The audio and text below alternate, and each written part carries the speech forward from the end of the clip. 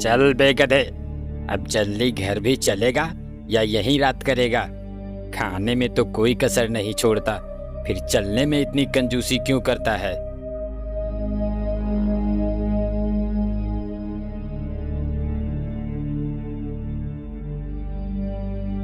आह, आह, मर गया रे।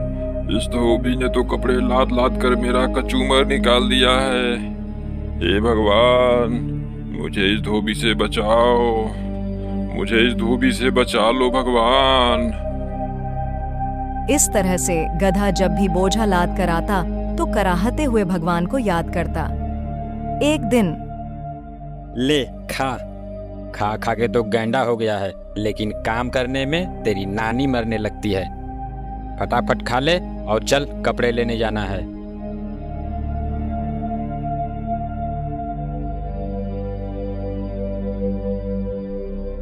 अब चलेगा भी या तेरे लिए डोली मंगाऊं? चल। हे भगवान, मुझे इस धोबी गधे कब से लगातार चिल्लाया जा रहा है, हैं? न जाने दिन में सोया सोया कौन सा सपना देखता रहता है। गधा घबरा कर उठता है। हाँ, क्या मैं ये सब सपने में देख रहा था? अब चल, जल्दी से खाना खत्म कर और फिर कपड़ा लेने जाना है। और हाँ, दोबारा सो मत जाना। चलो, सपने में ही सही स्वर्ग के दर्शन तो हो गए, लेकिन मुझे स्वर्ग से अधिक प्यारी यह धरती ही है।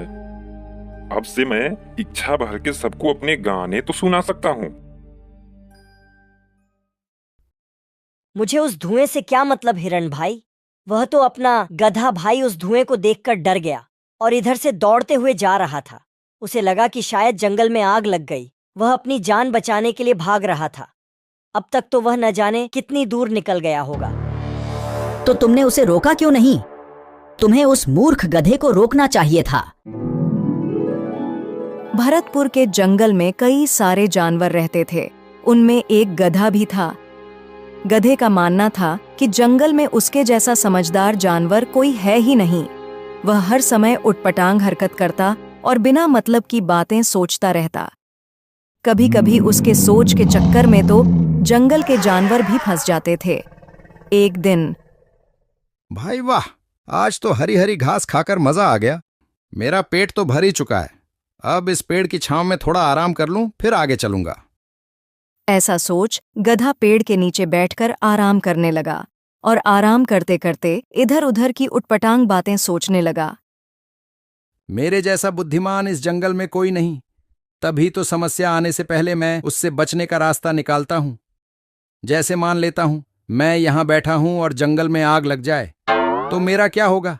मैं तो बेमौत ही झुलस के मर जाऊंगा। तभी उसकी नजर जंगल के दूसरे छोर से उठ रहे धुएं पर पड़ी।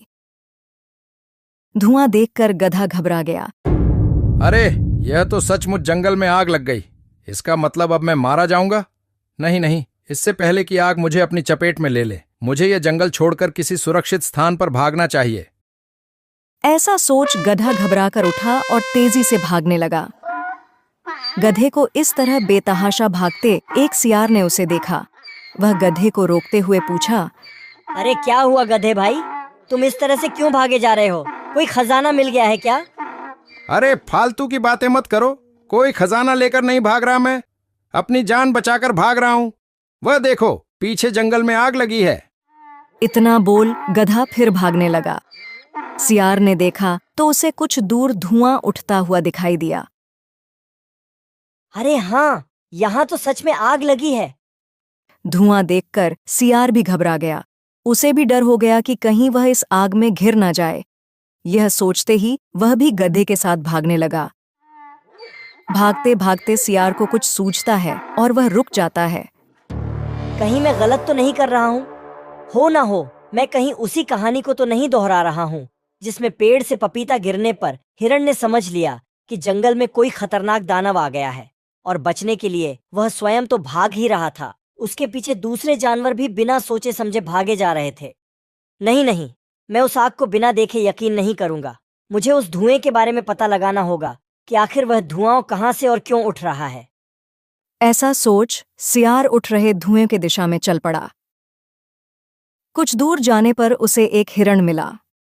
हिरण को देखकर सियार रुका और उससे पूछा, हिरण भाई, क्या तुम ये बता सकते हो कि वह धुआं कहाँ से और क्यों उठ रहा है? हिरण ने धुएं की तरफ देखकर कहा, वह धुआं तो झरने के पास से उठ रहा है। झरनों के किनारे खरगोश, लोमड़ी, बंदर और हम चारों दोस्त पिकनिक मना रहे हैं। हम लोग वहीं आग जलाकर बाटी चोखा बना रहे हैं। लकड़ियां कम होने से मैं इधर लकड़ी लेने आया था, परंतु यह सब तुम क्यों पूछ रहे हो? मुझे उस धुएं से क्या मतलब हिरण भाई? वह तो अपना गधा भाई उस धुएं को देखकर डर गया और इधर से दौड़ते हुए जा रहा था। उसे लगा कि शायद जंगल में आग लग गई। वह अपनी जान बचाने के लिए भाग रहा था। अब तक तो वह न जाने कितनी दूर निकल गया होगा। तो तुमने उसे रोका क्यों नहीं? तुम्हें उस मूर्ख गधे को रोकना चाहिए था। उसे रोकने की छोड़ो, एक पल के लिए तो मुझे भी उसने डरा ही दिया था। परंतु सियार भाई, यदि उसे नहीं रोका गया तो ऐसे भागते भागते सभी जानवरों को वह आतंकित करता जाएगा और जंगल में बिना मतलब की भगदड़ मच सकती है। हमें उसके पीछे जाना चाहिए और उसे रोककर सच्चाई बताना चाहिए। हाँ, तुम ठीक कह रहे हो हिरण भाई, हमें गधे को रोकना चाहिए।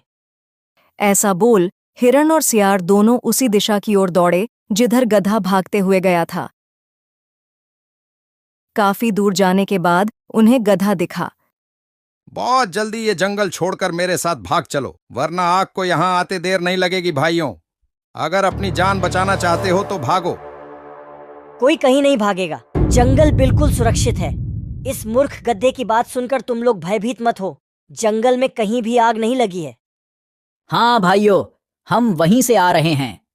मैं वहां झरने के किनारे अपने दोस्तों के साथ पिकनिक मना रहा था और उसी आग से उठ रहे धुएं को देखकर यह गधा समझ लिया कि जंगल में आग लगी है और यह बेवकूफ बिना सोच विचार किए भागने लगा। आग की वास्तविकता सुनकर गधा झेप गया और सभी जानवरों ने अब चैन की सांस ली। हिरण भाई, तुम्हारा यह काम बहुत सराहनीय है, जो समय पर आकर हमें घटने की सही जानकारी दी, वरना आग की खबर सुनकर हमारी तो सांसें ही रुक गई थीं। मुझे माफ कर दो दोस्तों, आज मेरे कारण पूरे जंगल वासियों को परेशानी का सामना करना पड़ता। मुझे मेरी गलती का एहसास हो गया है। अब से मैं वादा करता हूं कि बिना सच्चाई जाने कभी भी कोई कदम नहीं उठाऊंगा।